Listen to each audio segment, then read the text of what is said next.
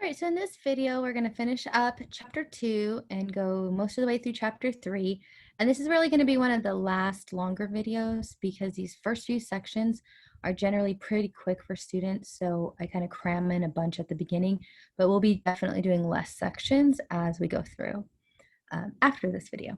So for this video, let's see, let me share my screen. And I'm going to get to the end, or the end of chapter 2, which is section 2.5. So here we have, I'm kind of lagging. Okay, well, I'm moving in real time, so hopefully you can see me as well.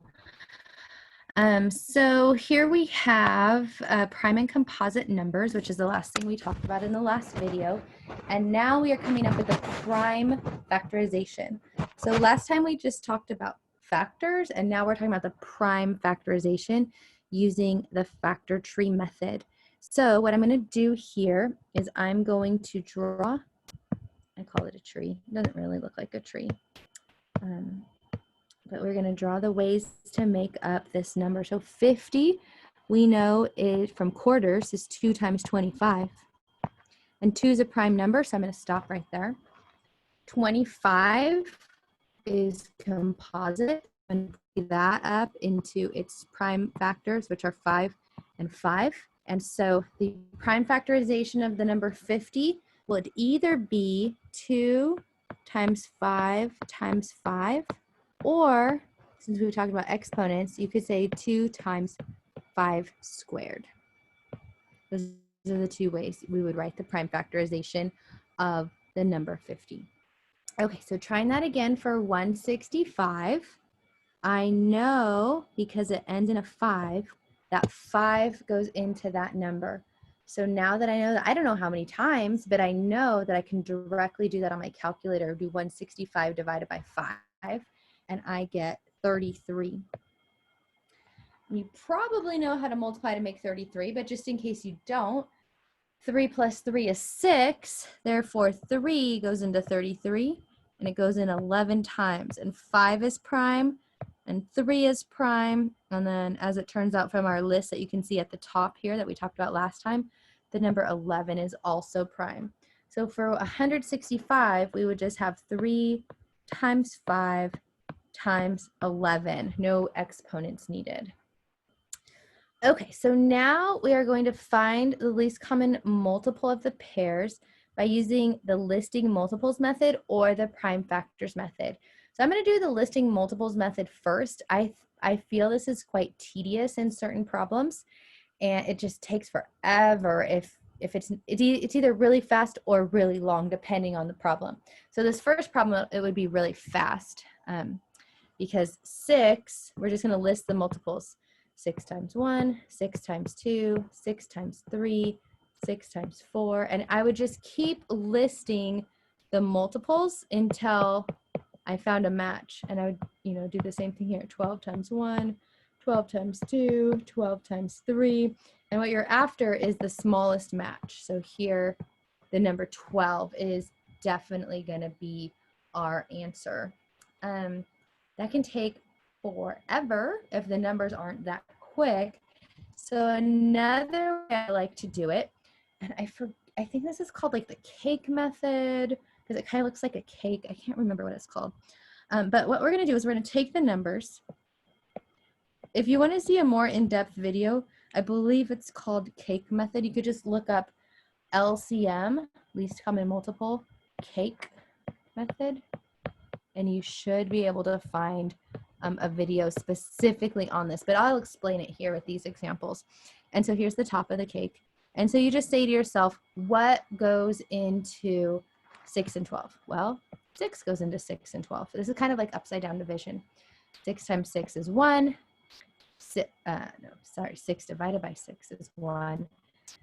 12 divided by 6 is 2. And if we connect, there's nothing that 1 and 2 have in common. So I'm going to make a giant L. And then multiply 6 times 1 times 2. And that's going to give me that same answer of 12. All right, that kind of looked like magic, though. Kind of looked like I just kind of picked random numbers and got the answer. So let's try it again on a problem that we don't already know the answer to. So here I have 16 and 24. And I want to see what they have. I want to see what the LCM is. And it really doesn't matter what number you start with. If you just say 2 goes into both of them, great. You could say 4 goes into both of them. It really doesn't matter. It'll all work out in the end. So I'll just say 2. Say 2 was the first number you thought of.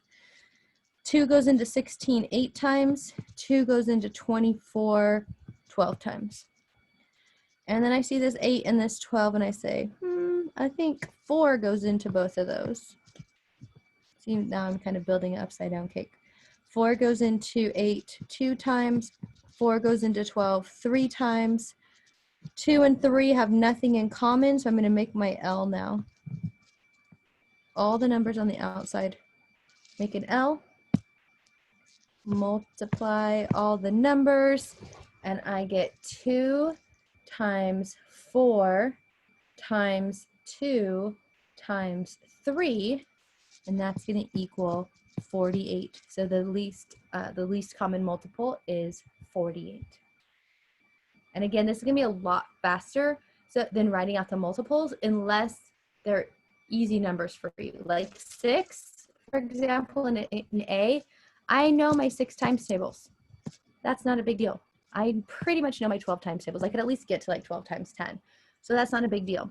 I don't know my 16 times tables. I don't know my 24 times tables. That's going to take a little more work. That's going to take a lot of calculator to help me out, or a lot of multiplication by hand. So I like this L method better, or I don't know, cake method better, because it makes the number smaller and easier to deal with, and then I can just multiply them at the end.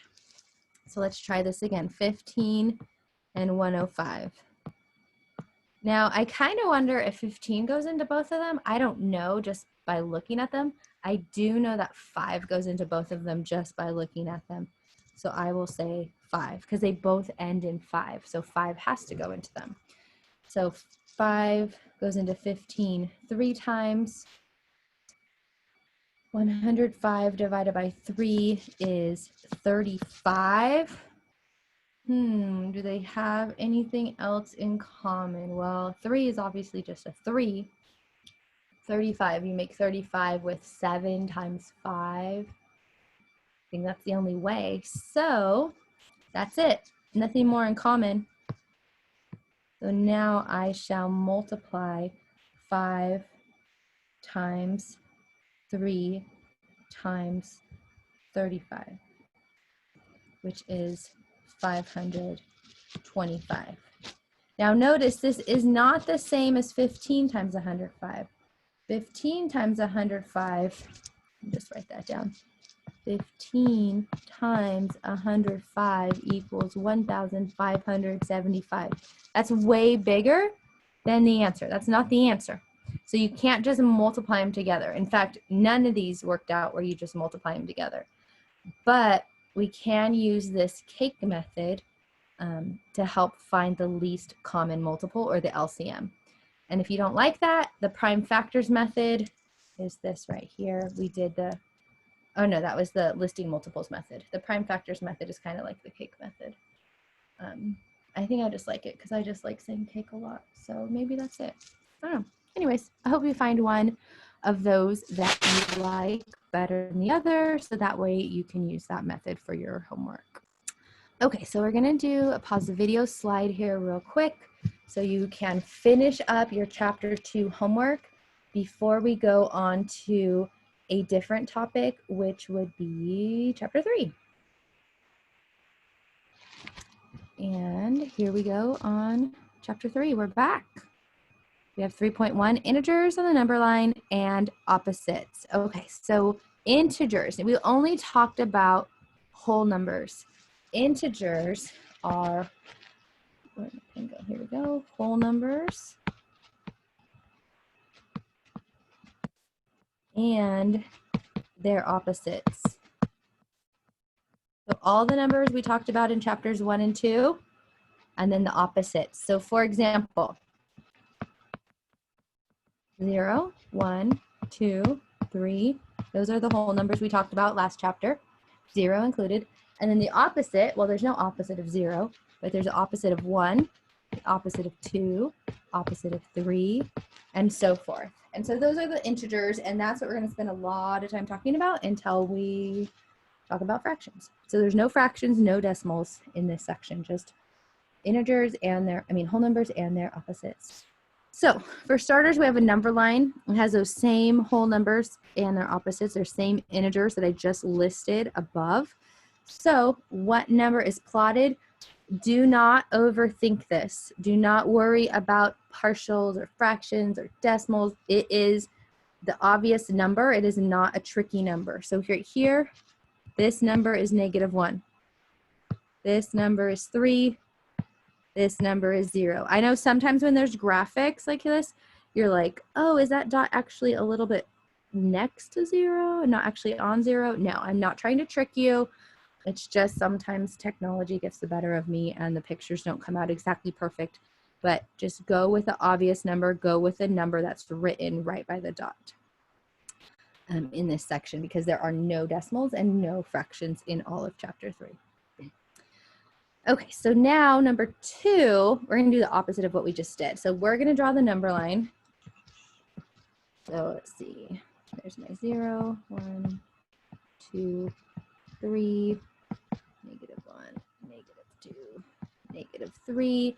And I'm going to plot those numbers. So 1 is over here on the positive side. And on the computer, you would just use your mouse to move the dot where you want it to go. And then -3 is over here on the negative side. That's it. I don't even know if there's homework questions on this topic, to be honest, because I really just wanted to bring it up because we're about to talk about greater than and less than. And when you don't know the answer to a greater than or less than problem, the best thing to do is to look at a number line. So that's why I wanted to bring up the number line. But here we're going to be comparing 2 numbers. And so the first one, we've talked about these before. The first one is less than. That would be this one. And the second one is greater than. And a lot of people have mnemonics for it, meaning a little memory trick like, oh, the alligator is eating the big number or something like that. I don't care how you remember it. Whatever helps you is what you should use. And so here we have 0 and 7. And 0 is smaller than 7. So I'm going to say 0 is less than 7. And these symbols are on your actual keyboard by the period and the comma. So you don't even need to use any fancy buttons to type these symbols in. Now, the trick here is to make sure you write down the numbers in the order they give them to you, because the computer's looking for a certain symbol, and if you change the numbers, it's gonna get confused. So here we have the number 1 and the number -5. Well, positive numbers are always bigger than negative numbers, so 1 is going to be bigger or greater than -5. And finally, we have the numbers -11 and -6, and a lot of times it's the 2 negatives that trick people. So you can just start off making your own number line with negatives, and you'll notice the number itself, 1, 2, 3, it's like it's in backwards order, 5, 6, and so -11 is going to be down here somewhere. And so since -11 is to the left, then it's going to be less than -6. If the first number was on the right, then it would be greater than. But since the first number was on the left, it is less than. And so that's all we need to do there.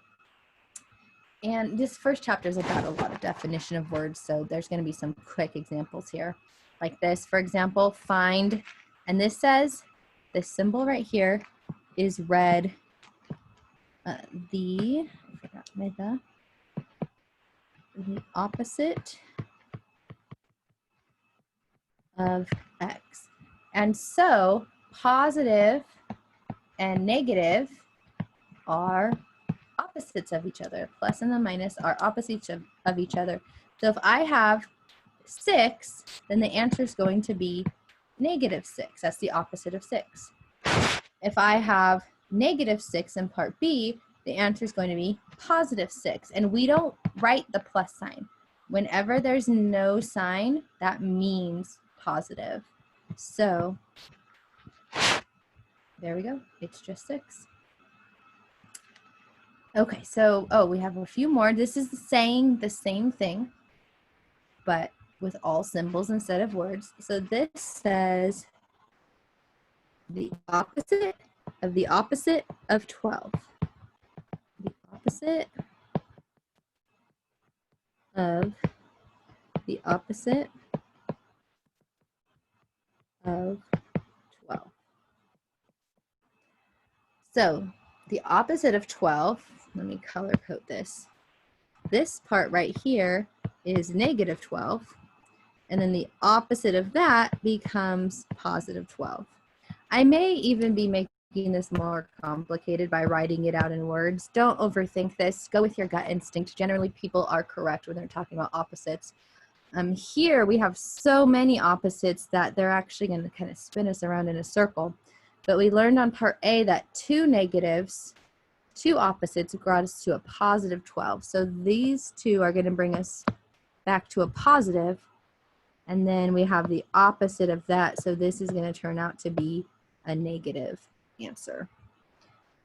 We will talk a lot more about negative signs in the next module in terms of counting them out and multiplying and whatnot. Okay, here, example 6, it says translate into an expression with integers. Do not simplify. So it doesn't really want to know what the answer is in terms of a number. It just wants you to write the expression.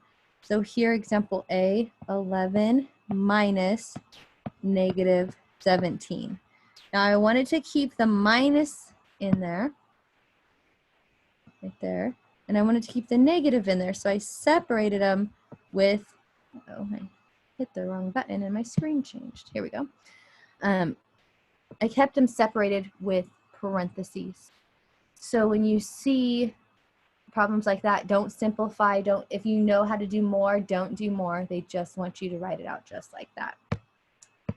So next we're going to do -10 plus -12. So whenever I have 2 signs next to each other, this time I had a plus sign and then that negative sign next to each other, I use parentheses to separate it. I didn't need to put parentheses around the -10 because that was at the beginning. There was no other symbols in front of the -10. So I just left it like that. Okay. The team earned $422 from the car wash. So if your team is earning money from the car wash, is that positive money or is that negative money? Since you're getting it, you're keeping it, or your team is keeping it, it's a positive 422. Check the instructions. It might ask for a $sign because it's money, and it might not. I'm not quite sure. Next up, the team owes. Owing money is negative, so they owe $100.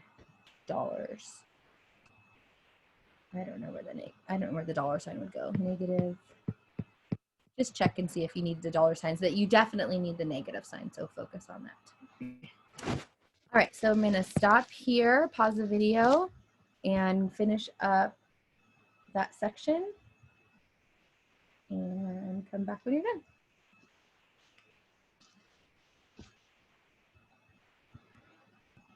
And we are back. We are still in 3.1. That was just like a 3.1a, and then this is a 3.1b.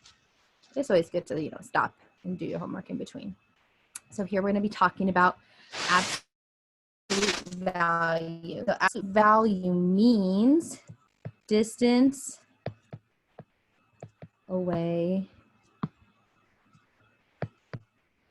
from 0. So since it means the distance away from 0, that means it's going to be a positive number. I'm going to draw a picture of this first one here just to remind you what absolute value means in case it's been a while. But that distance makes it positive because think about walking I don't know. Usually I say go to 7-Eleven and get a Slurpee because we're on campus, but we're not on campus now. So think about walking somewhere. I'll just go 7-Eleven. Okay, so say you're on campus. You walk to 7-Eleven to get a Slurpee. It's about a mile away. And then when you walk back the other direction, you are still walking a positive mile for a total of 2 miles. It's not like one way to 7-Eleven is positive and the other way to 7-Eleven is negative because you change directions. It's all positive because it's all distance. So all absolute value becomes positive. So here, if I look at this number line for -7 example, 0. I'm just going to kind of jump ahead 5, -5. So -7 is right here. How far away? What is that distance away from 0? It is 7 units away. 6 and 7. So it's 7 units away. We are not counting the negative because it's the distance. So now we want to write less than, greater than, or equal to the absolute value of -7 and 16. Once we simplify it and we realize that the absolute value of -7 is +7, then we can say our answer is less than. Notice absolute value does not mean the opposite of, it just means the distance away from 0. So absolute value is going to be positive whether the number inside is positive or not. So on number 2, we have, looking at the second one first, the absolute value of -12 is 12. It stays positive because that distance is still 12 units away. For the other side, I'm going to just write it over here real quick so I have some room. The absolute value of the opposite of the absolute value of -12, well, this is going to stay here for a second. And what's the absolute value of -12? The distance away from 0 of -12 is 12. Opposite of that positive number is a negative number. So the opposite of an absolute value is going to be a negative number. That's -12. And since negatives are always smaller than positives, this is a less than situation. So now we are going to do order of operations that we've done before, but we have a new grouping symbol. So besides parentheses, we also have absolute value, which is going to become first in our order of operations. So first I need to simplify what's inside the grouping symbol. So I have 11 minus 16, and then 3 plus 5. Those are both in the absolute values. Now I'm going to do the absolute value because they're grouping symbols, so they have to come before the multiplication and addition. The absolute value of -5 is 5. The absolute value of +8 is +8. And then I do the multiplication and finally the addition to get to the final answer. So what I challenge you to do is to stop the video right here, do number 2 and 3, number B and C. These are tricky. Order of operations is one of the trickiest things we do in the first half of this class.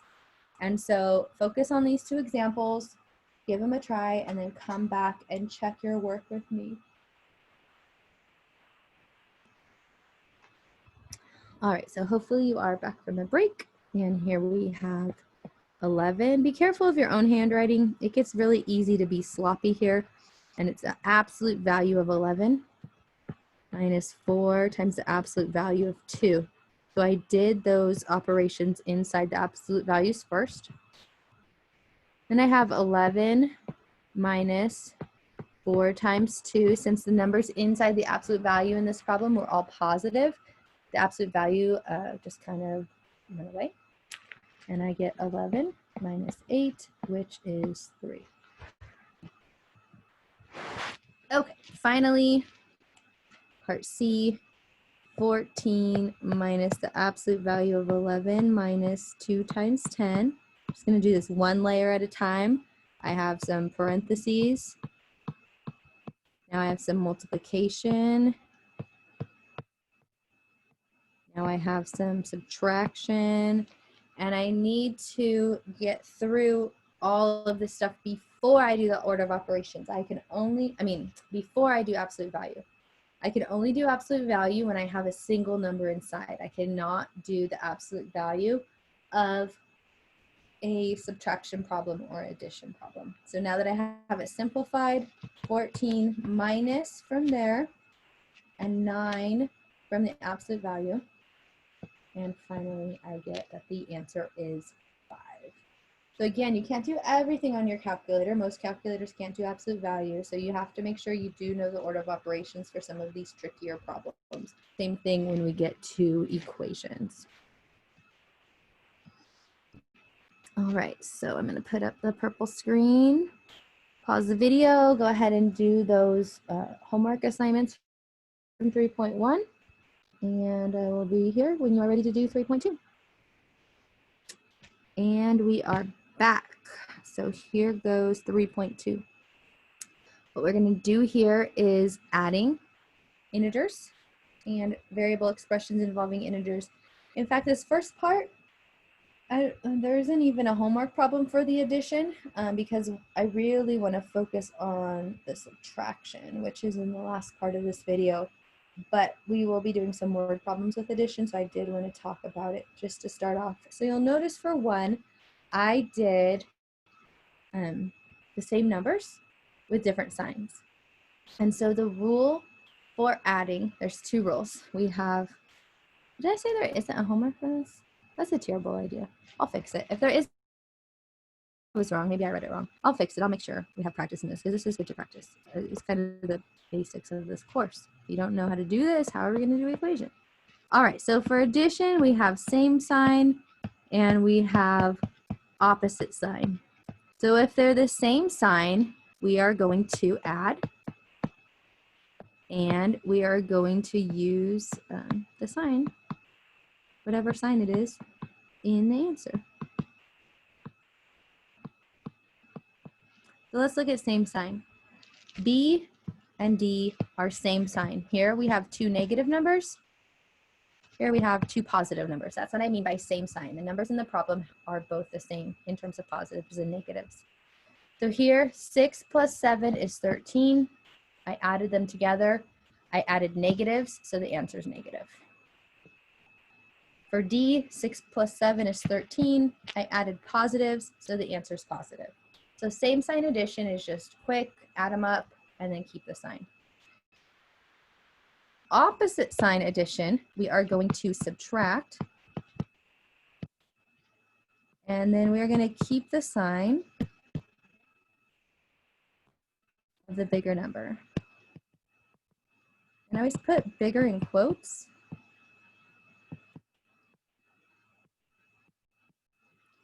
Because I don't actually mean what's truly larger on the number line. I mean which one's absolute value is larger. So on A and C, we have opposite sign addition. Each problem A and C has 1 positive and 1 negative. So what I'm going to do in both of these problems is 7 minus 6. That's what I'm thinking. There's my little thought bubble. 7 minus 6 for both of these. Thinking. 7 minus 6 is 1. 7 minus 6 is 1. Now, which one has the bigger absolute value? 6 or 7? So 7 is bigger, 7 is negative, so the answer is negative. 7 is positive, so the answer is positive. We just don't have to write the positive sign. So that's what we're going to do to add and subtract, or to add same sign. Oh my goodness, I can't talk. That's what we're going to do to add integers. We're going to look at the signs, and then we will follow the rules. If they're the same sign, we're going to add. If they're opposite signs, we're going to subtract. Okay, so here we have some order of operations going on. I'm going to keep everything the same except the parentheses here. -9 plus 7, that's opposite. Oh my goodness, I can't read either. -9 plus 1, that would be 8 because they are opposite signs. I'm going to subtract 9 minus 1. And since the 9 is bigger, I'm going to keep that sign and make it a -8. Now we're going to multiply. And I'm noticing as we go through this, some of these problems, chapter 3 kind of spirals where you're kind of actually multiplying things before you learn how to multiply, and you're kind of adding things before you add. So if I ever go over something too fast, I will be covering it more in depth at a future section, and you will know how to do all of this before the chapter test at the end of chapter 3.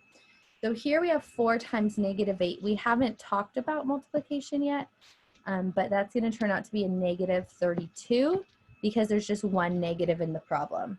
So that means we keep the one negative in the answer.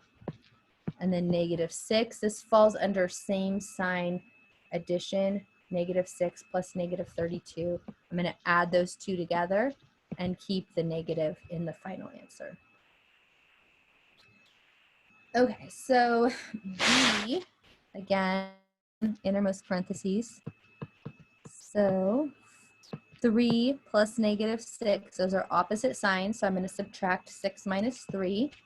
And since this 6 is negative, I'm going to keep it negative. I am multiplying 4 times -3. Since there's one negative in it, we're going, oops, I messed up my 4. We are going to keep that negative. And finally, 22 minus 12 is 10. 22 is positive, so the answer is a positive 10.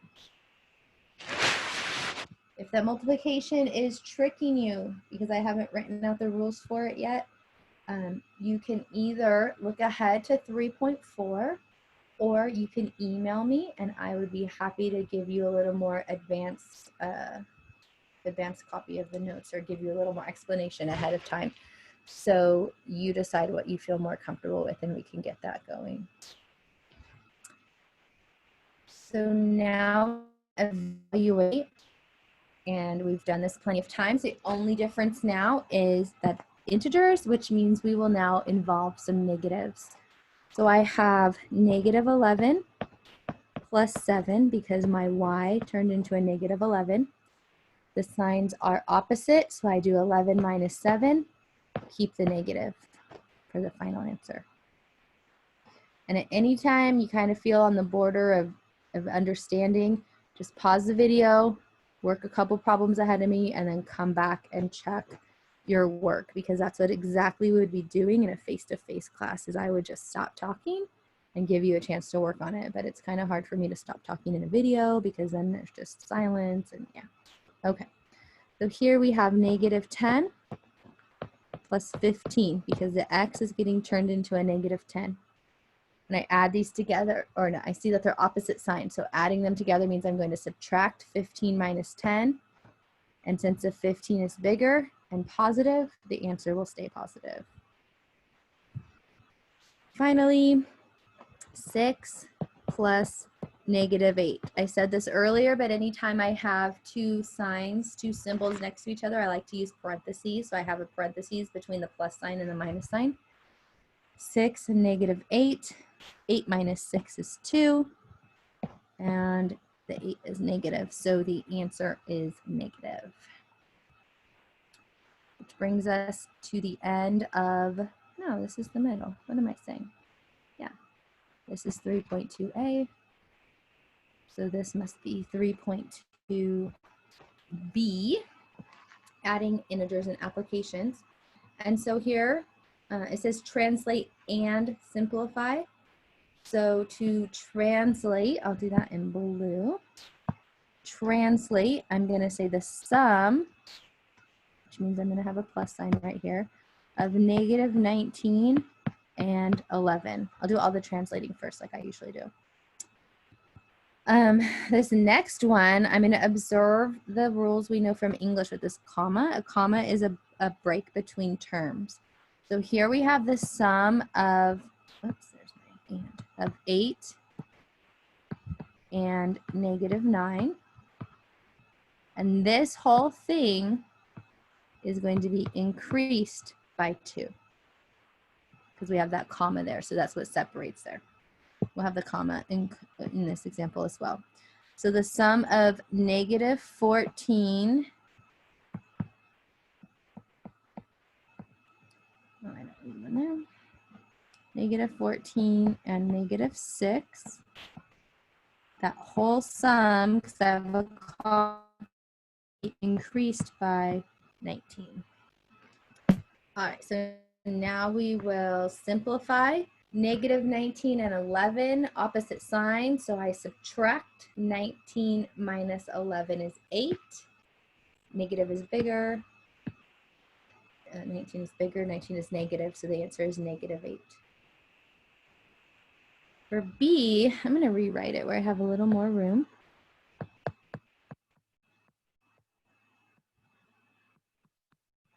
going to do the brackets, the parentheses first. So I have 8 plus negative 9, which is negative 1. And since I finished up that whole thing in parentheses, I don't need to keep writing the parentheses or the brackets. But now I have negative 1 plus 2. Subtract those. The 2 is bigger, so the answer is 1. Finally, I'm going to rewrite this one again.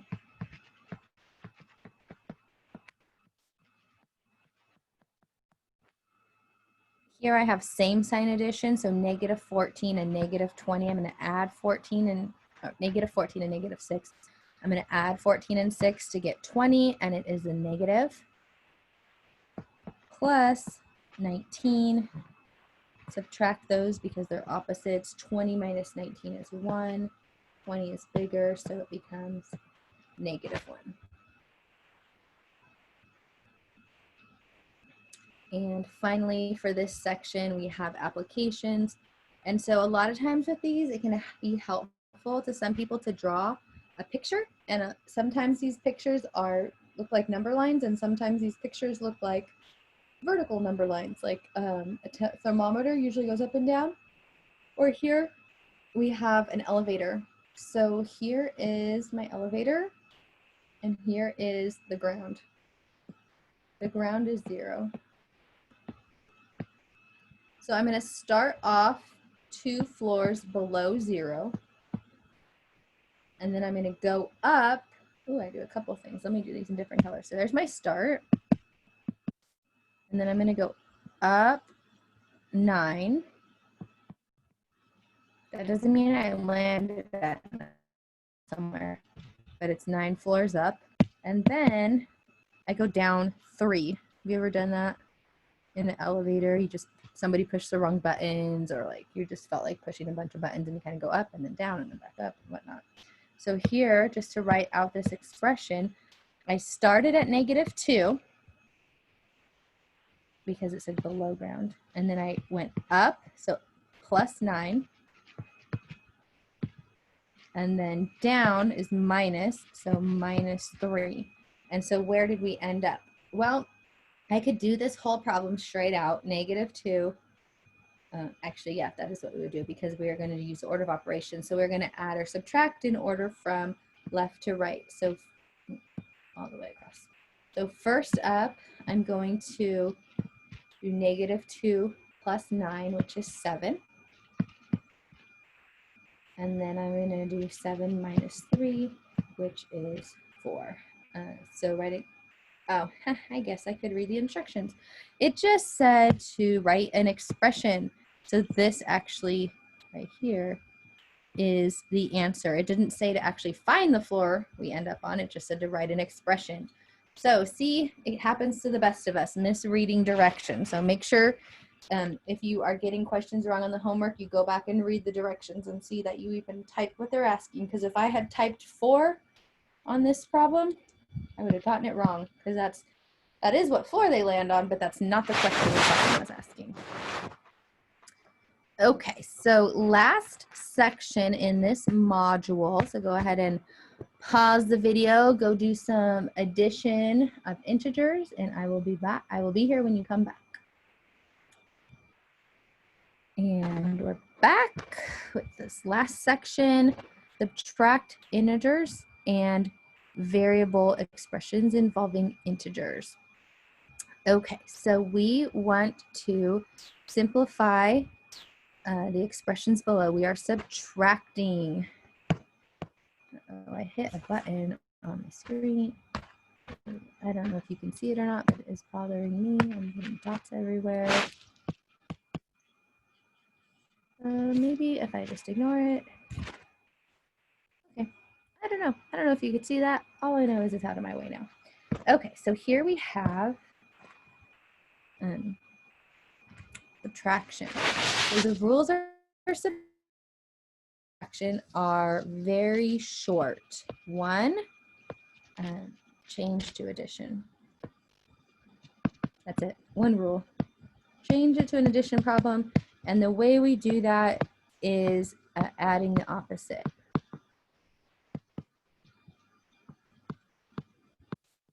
So we already know addition rules. So subtraction just has that one extra layer of changing it to an addition problem, and then we can follow the addition rules. All right, so let's just change all these problems at once. You'll notice they all involve a 9 and a 5, and there's just a various negative signs in the problems. So adding the opposite, subtracting -5 means adding a +5.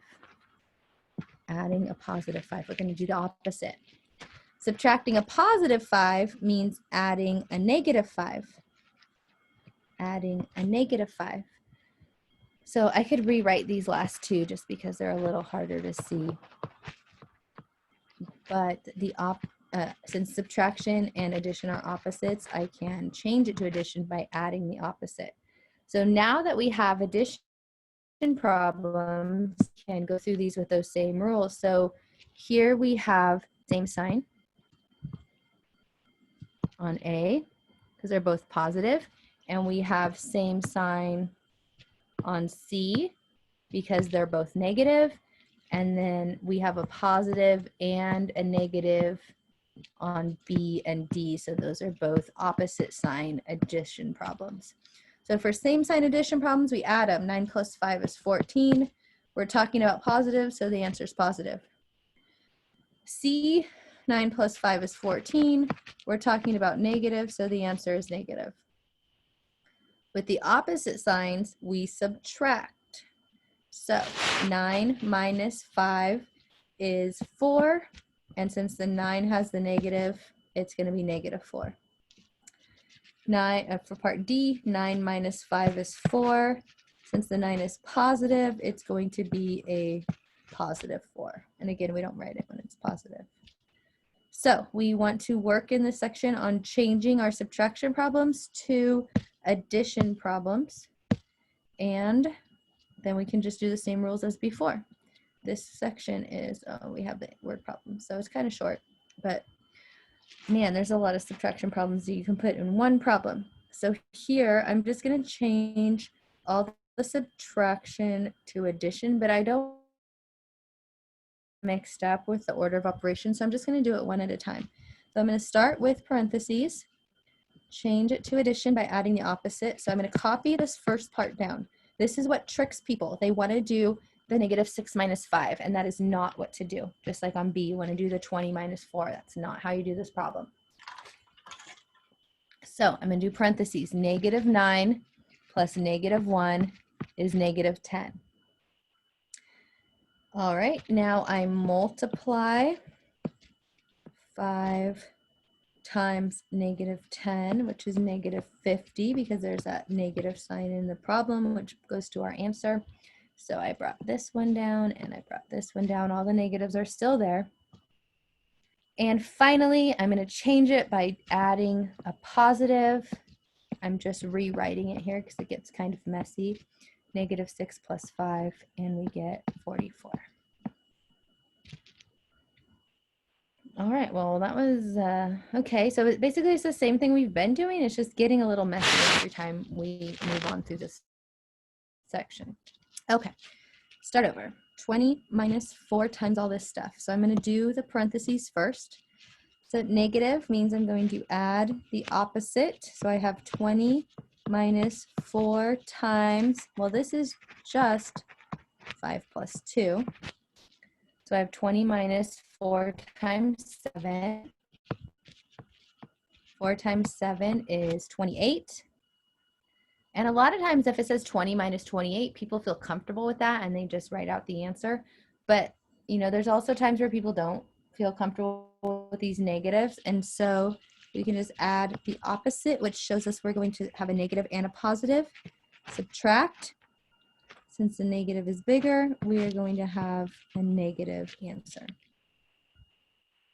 And if you did 20 minus 28, you would get that same answer. It just depends on how you prefer to look at it and how you've remembered doing math in the past. Some people have a way that works from the past and they like to stick with it. Other people are like, nope, don't like it. I'm going to start fresh. And so I like to give different ways to do problems. Okay, evaluating. We've done this a lot. We just did it in the last section. However, as always, there's an extra layer, which makes it a little more messy, and that is that negative. So I like to put parentheses around what I'm entering, especially when there is a negative involved. So anytime I see that letter, I replace it by what the letter says. C, you'll notice the letters in the back, and I have a minus sign with a negative. So I like to just copy it down with parentheses, 8 minus something, and then put that something in parentheses so I don't, so I make sure I keep the correct number of negatives. Okay, and evaluate means to do the problem, to do the addition or subtraction as needed. So what we're going to do here is change the subtraction to addition.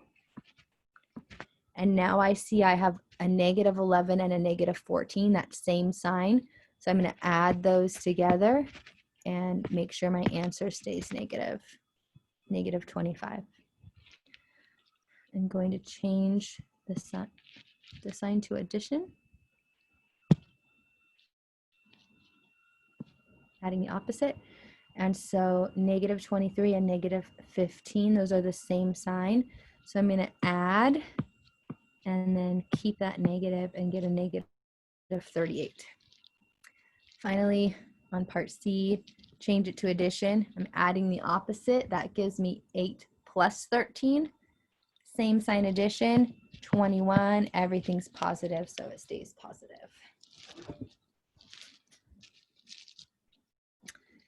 Oh yeah, we're still in 3. This is B. We're almost done here. 3.3.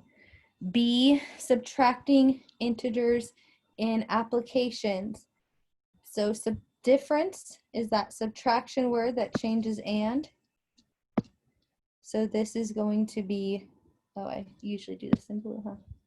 Translate the difference of negative 8 and 11. Look at me doing it wrong. I just said the and is a negative. You almost caught me, but I caught it myself. So here we go. Negative 8 minus 11. Okay, part B and C, it actually has a second example of when we need to change the order. And I've said before, order matters when you're doing subtraction. When you're subtracting from something, if I'm subtracting 12 from 82, that means I'm starting with 82 and I'm subtracting 12 from it. It's like if you had 82 candy bars. Why do you have 82 candy bars? That's too many, but that's okay. In this example, we have 82 candy bars. And if I want to subtract 12 candy bars from the total, 12 candy bars from the 82, I would still have a positive number of candy bars. I would just be subtracting 12, 82 minus 12. So the 82 comes first. We are switching the order with the word from. So that is the other one that switches the order. So now I see the word from again. I'm going to be switching the order here. So the negative 72 comes first and the negative 14 comes second. And what fun, I'm subtracting. So I have a lot of negatives in this problem. All right, going back to the same problems, but now we are going to simplify by adding the opposite, adding the opposite, adding the opposite. So first one, negative 8 plus negative 11, same sign. So I'm going to get a negative 19 from that. I add them up and get a negative. 82 plus negative 12. Well, you might have seen 82 minus 12 to begin with and said, I can just do that. I know how to do that subtraction. That's fine. Either way you think of it, we're subtracting 82 minus 12 is 70. And finally, we have 72, which is negative, and 14, which is positive. So I'm going to be subtracting those. I do need to borrow on this problem. And since the 72 was negative, the answer is going to be negative 58.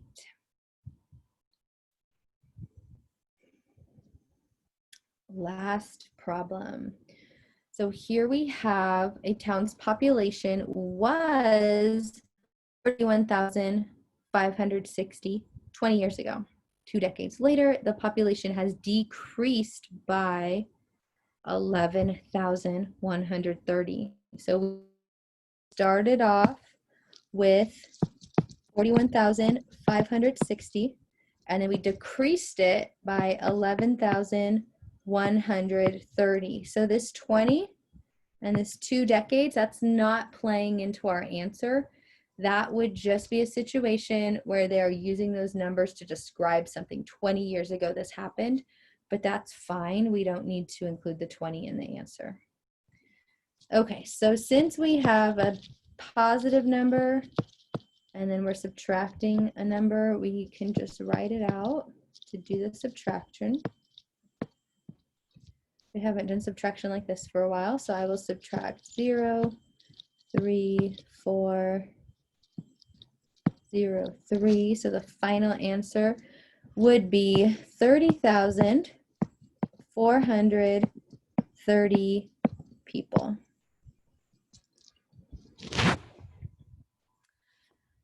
And that is going to be the end of this video.